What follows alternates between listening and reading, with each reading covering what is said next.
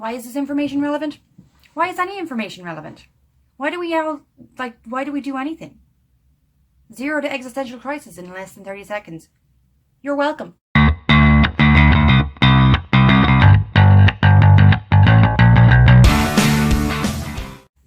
Mahon law, moonlings. So, I thought today that we would do 10 random facts about yours truly, so that you could get to know me a little bit better and kind of figure out what I'm about, you know? Okay, number uno. I really like baking.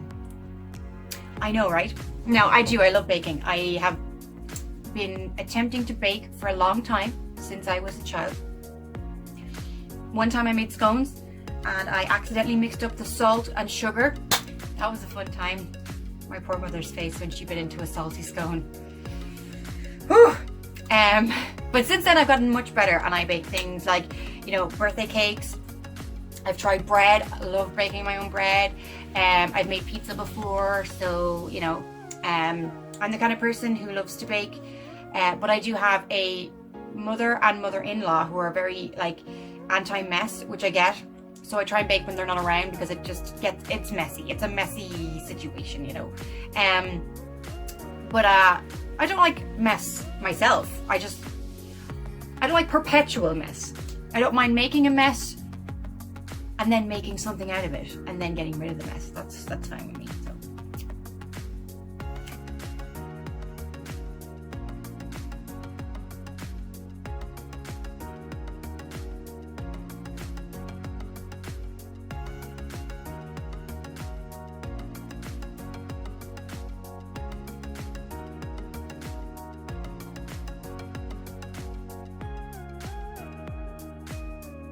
Number 2.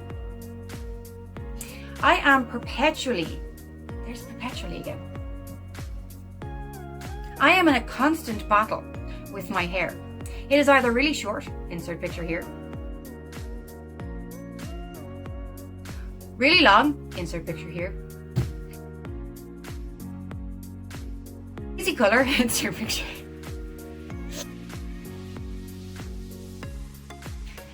I get bored, I dye it like blonde or red, and you know, just getting a bit long in the tooth for that, you know.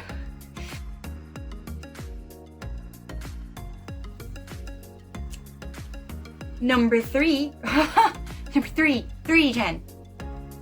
Give her a 3. I was diagnosed with depression and anxiety 3 years ago, and it turns out that I've had it since I was 11. So if you feel like maybe there's something going on in your brain space or your mind tank, Mighty Boosh reference there, go talk to someone. Go to a doctor. I'm on medication. I would like to be not on it someday, but to wind you down in the sense of, like, you know, your mental illness sometimes gets like out of control, and medicine can be good to combat that a little bit. So bit of seriousness. I do actual full-on mental health videos, so if you want, there's like a playlist on my channel for that, but otherwise, you know, quick snippet. 4. I've always wanted to be bilingual. Now, hui me gadi Gael school, which means essentially I did go to an Irish school, so I do speak Irish competently, or Gaelic as outsiders of Ireland call it. And while I think it's wonderful and I love having that, I would like to speak a language that is useful to me outside of Ireland. So I've been attempting to learn Portuguese, as I have 3 friends who are native Portuguese speakers. Number 6, I am musically inclined. I play some musical instruments, would you believe? When I was 5, genuinely, you can ask Mama Moon, you can ask her and she'd be like, girl, she was driving me crazy. No, genuinely, when I was 5, I was like, I want to play piano, I want to play piano, I want to play piano. She was like, okay, when you're a little older. So she waited until, like, I think I was about 7 or 8, and then set me to keyboard lessons, which in retrospect may not have been what I wanted, but probably helped because it's a little bit less convoluted to begin with. And I did that for, oh God, at least 10 years, at least, I think more. up to like pre-diploma level, whatever that's called elsewhere, and I did very well. I had to stop because I was going to college and I was just like, this is just too much. Around the same time I started learning keyboard, I also decided to join a brass band in my town, where I learned recorder, and I also was learning at school, so I actually am quite good at recorder, whatever use that is to me now. But I did learn the cornet, which is a small trumpet. Really, really fun. It's in very bad disrepair at the moment. I do have to get it serviced, but it is on my list of things to do in the next year or so, because I would very much like to make some music, which will be coming soon, in the sense of it's going to be here in less than a decade. 6. Number 6. I actually really love YouTube. I've been watching YouTube on and off since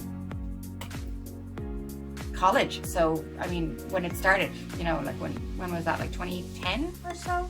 A little bit before. No, YouTube's what, 2007, 2008. I have to check that. But I've definitely been watching it since about 2010 when I was in college, but possibly before that, because I remember watching like viral videos that are definitely pre-2010. But like watching it seriously, probably about 2012, because I started really getting into the SCP website, and who did the best videos on the SCP game? Only our boy Markiplier. And I love him to this day. He's adorable. He's so like, you know, sweet and kind and funny, and you know, he does great things for charity, and you know, I love his group of friends and his girlfriend Amy and his dog Chica. Oh, she's so cute.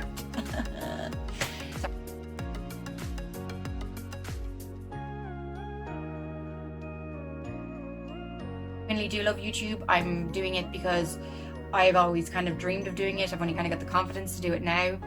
I'm not looking for it to be a job or make money out of it, because like you have to have at least 1,000 subscribers and 4,000 watch hours in a year to even consider getting moolah from it. But I still... Alright, number 7.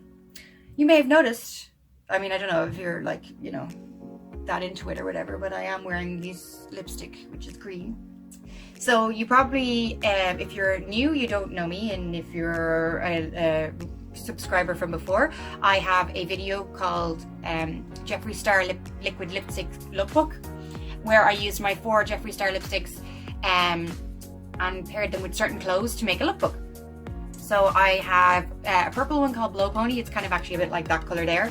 Huntington Beach, which is a dark teal colour, Jawbreaker, which is a brilliant blue colour, and this one I'm wearing right now, which is called Dirty Money. Now I've also gotten 3 new ones, which I would like to do a separate video on, and I will. That'll be coming soon. But I love colourful lipsticks. I, again, like 4 years ago, would have never had the confidence to wear green lipstick, but like, who gives it? Who gives you one? It matches my eyes, so also I'm Irish, I'm proud. So that's why no, that's not why I'm wearing it. I just genuinely thought it was a cool colour. Like, I mean, it's literally the colour of Dirty Money. So, you know. And I do actually tend to buy the weirdo colours from the Jeffree Star collection. Like, I've only got 2 which are sort of normal colours, which are the purple Blow Pony and another sort of pink one. But even then, they're quite, like, bright and colourful and unusual. Okay, that's enough of that. Number 8. I am actually hugely into the zero waste lifestyle and sustainability. I do a lot on that, and I will do another video about that. And I'm really interested in becoming vegan. I do have vegan meals a lot.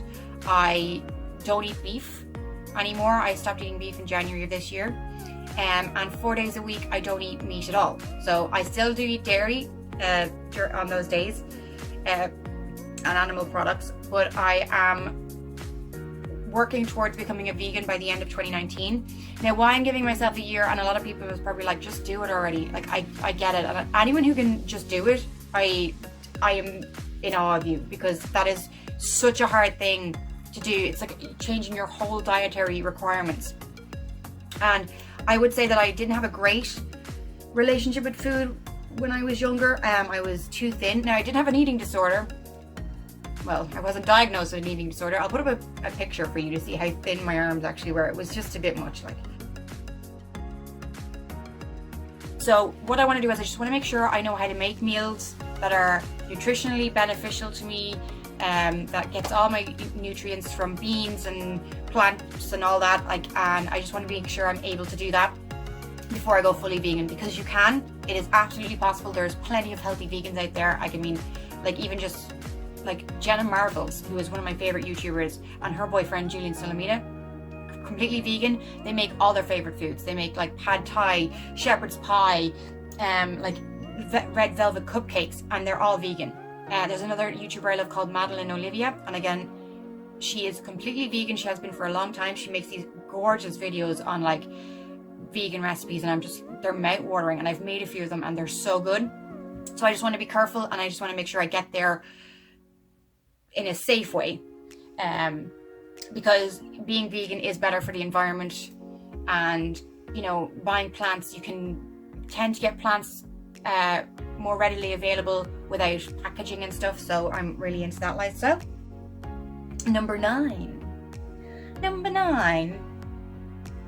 I am actually I'm actually a trained anthropologist. Try saying that 9 times fast.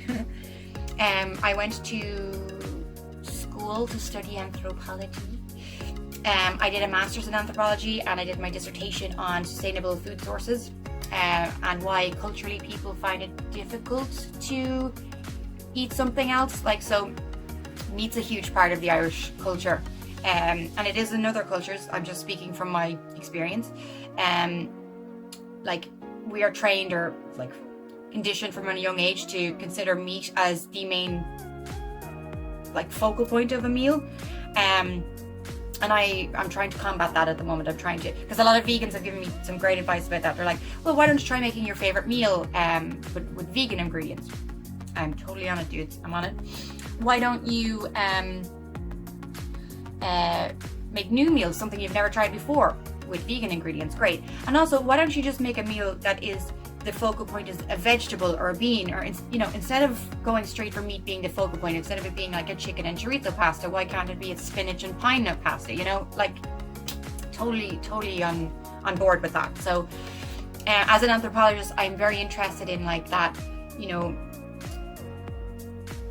that sort of mindset of why people do things, and I don't like to just do something because that's the way it's always been done. And as an anthropologist, or as a trained anthropologist, I believe that you can make yourself like new foods. And genuinely, for years, I didn't like tomatoes. Made myself like those. You have to eat tomatoes. Come on, everything's made of tomatoes. I didn't like olives. I love olives now.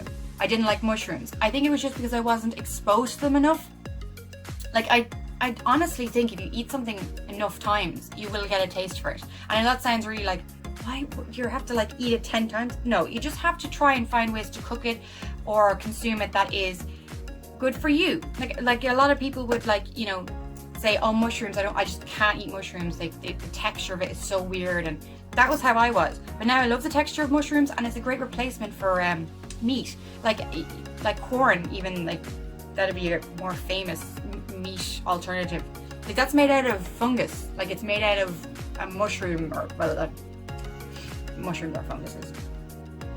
So yeah, anthropology has helped me really consider why I do things, and to think outside of society's norms, which is more, you'll hear more about that from me in the future. And this video is going on forever and ever and ever and ever and ever. Sorry.